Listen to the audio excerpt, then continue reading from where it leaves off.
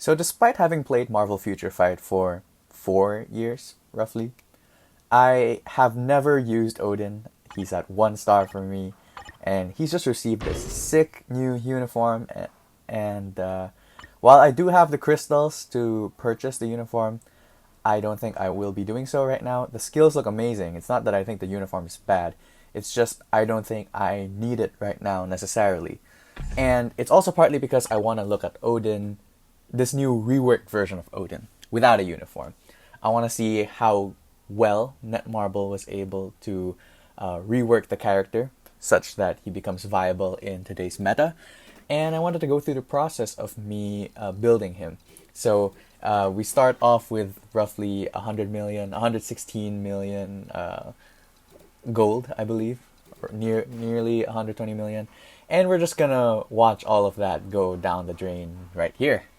Uh, Odin is a very expensive character to build naturally. He is a native tier 2, one of the more expensive native tier 2s to build. But I kind of expected this. I kind of expected to have to build Odin up ever since he won the poll for the rework character. Now, whether or not that poll is rigged, I don't know. I do think it might have been because when it came to Vision and Hyperion, we got a large number of months in between them getting voted and them getting their rework. Whereas with Odin, it only takes 2 months. So I don't know about that. But yeah, whatever, you know. He gets a tier 3. It's also the first reworked character to get tier 3. I will be exploring that as soon as I can. I'm currently short on CCF right now, given that I tier 3'd Hulk recently. I'm about halfway to having 1600 CCF again. So I think I'll check Odin out once I get that, unless there's a new cooler tier 3 that comes out in the next update. But yeah, Odin is the third 1600 CCF heavyweight tier 3 character that we get this year. And we're just about halfway through the year, so I don't know if we're going to get another one. I didn't think we'd get back-to-back 1600 CCF tier 3s, like after having Silver Surfer earlier on in the previous month. But yeah, the cost of keeping up with this game is getting quite high, and you can see that I'm kind of struggling here. Not just in building the character, of course. You can see I'm taking so much time to enhance and amplify all these Uru slots, but yeah, it's getting more and more costly to keep up with the characters, the uniforms that are being introduced, and we're not getting any increase in rewards. So it basically means that less people are able to enjoy the entirety of the updates that are coming out nowadays, which is quite sad. I think I'll do a video about it soon, about how the lack of rewards in the game is kind of hampering the fun of it. Believe me, I get it. I get that at the end of the day, this is a game that's meant to earn money, and without money, they can't even provide us with any of the fun stuff that we have, right? But there has to be a balance. That's what I'll say. There has to be a balance. We have to be able to enjoy the content enough. You have to be able to be compensated enough to enjoy the content, but there has to be a line that's drawn so that players are incentivized to spend as well. I went off on a huge tangent on the rewards in game, but whatever. The focus of today is Odin. Again, I am building him to see how well he fares with his reworked base kit. Now, I love the rework. It looks pretty cool. I'm sure it's even better with the uniform, and I've heard a lot of people say a lot of good things with the uniform. But what I really like is the all defense down that is given to him, which makes him more viable for world boss. And the 5th skill looks amazing with or without the uniform. I'm glad that they gave it to us for free, basically. Well, not for free, for those who don't have Odin, which is another thing. But yeah, it's in the base kit, which is good. I do wish that I touched on it earlier, like some players might not have Odin, might need to spend crystals to get Odin, which I think is terrible considering that you were able to get him for free from the old story mode. I don't know why they don't just let characters get him at 1 star for finishing the latest version of story mode. I wouldn't know. I don't understand why they wouldn't just do that. It seems pretty straightforward. It seems like a very simple thing to do. But yeah, I don't know.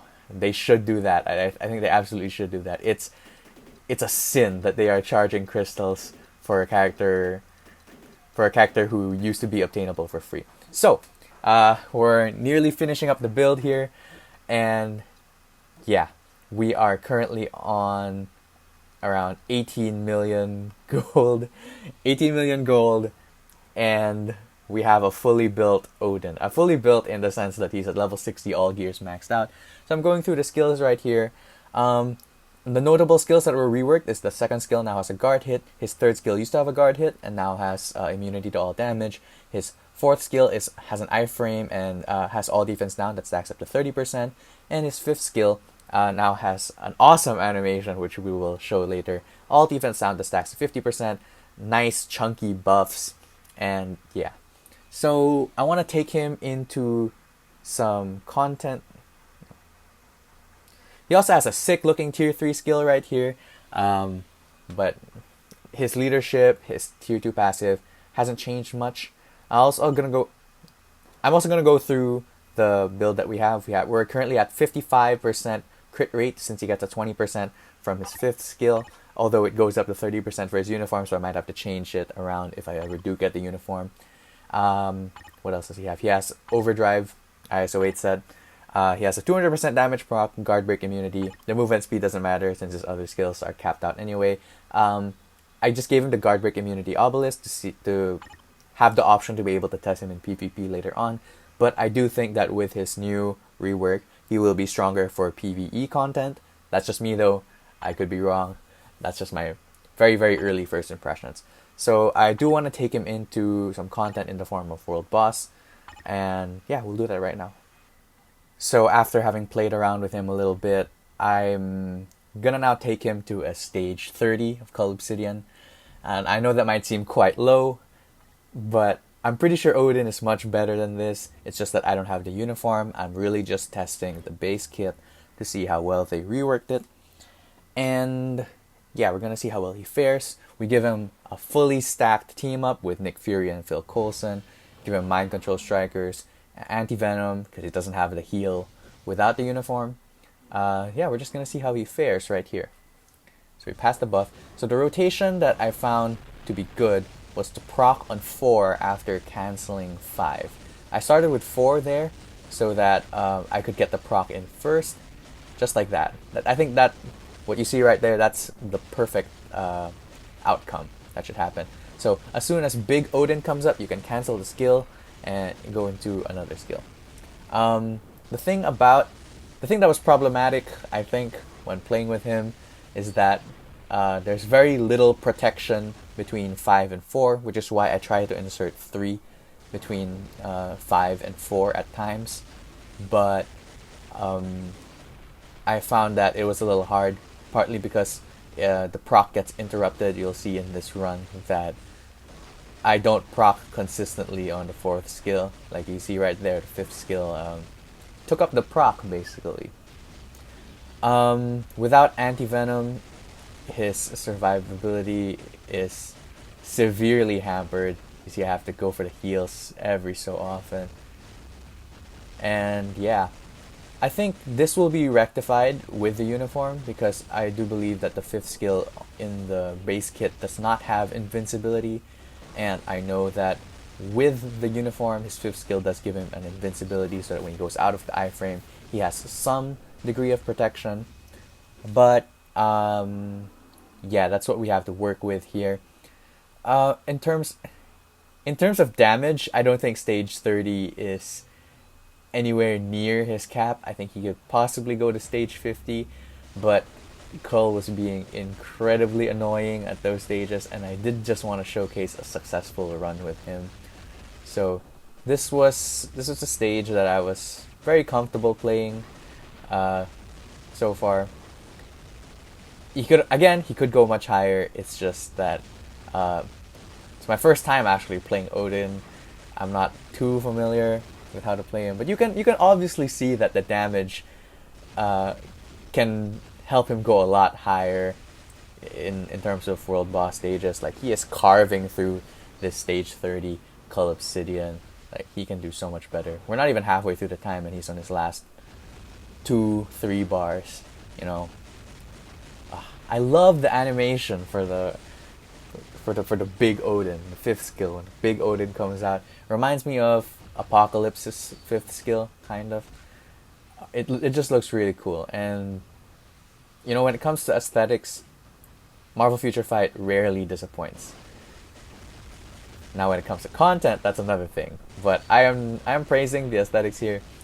I think it's a good rework. I think in terms of base kit looks and skill functions, I think maybe Vision got a better rework. But then again, Vision didn't get a tier 3, right? So I guess Odin's is better if you look at it from that aspect. But as you can see, we don't have the potential unlocked, and we're not going to have a tier 3 Odin anytime soon, so I'm only going to be judging him on the basis of what we have right now. So what are my early thoughts about Odin's base kit rework? I think it's good. Again, I never played with Odin before, so I don't have any basis by which to judge him, but from what I heard from other players, he was quite bad. Apart from that time that he was originally released, I do remember hearing that he was PvP meta at the time, especially because of his really strong PvP leadership, right? But obviously he fell off the meta, and with his base kit rework, I think it makes him quite a decent character. Now, in order to rise to the top of the meta, he does need the other things that come with the rework, which means investing the tier 3 materials in order to get him to tier 3, and of course the uniform, which I think gives him a lot. It gives him accumulation, it gives him 65% all defense down, it gives him a heal, gives him a little bit more protection on his 5th skill. However, while his uniform does give him a lot, I am glad that they let his base kit have a lot of things also. You know, there's that chunky 5th skill buff, all defense down, immunity on a 3rd skill. It's quite good. So with his base kit, without a tier 3, I think he's just good enough to be a high Shadowland stage clearer and maybe a low world boss clearer. Maybe a good leadership for timeline battle if ever Silver Surfer gets banned. I'm not saying it's bad, I think it's good. I'm just trying to acknowledge that base kit Odin is not intended to be the best version of Odin. A bit of a short video, but I hope that this look into Odin's base kit gives you some insight as to how good he will be and as to how good he is without the uniform. If you're like me trying to save up crystals for a deluxe pack or for Black Friday or whatever, this one's for you. So shout out to everyone saving crystals out there, because Netmarble just won't give us enough. Anyway, thank you so much for sticking around. I hope that this video is able to give you some insight into the rework that Odin got. And once again, thank you so much for watching.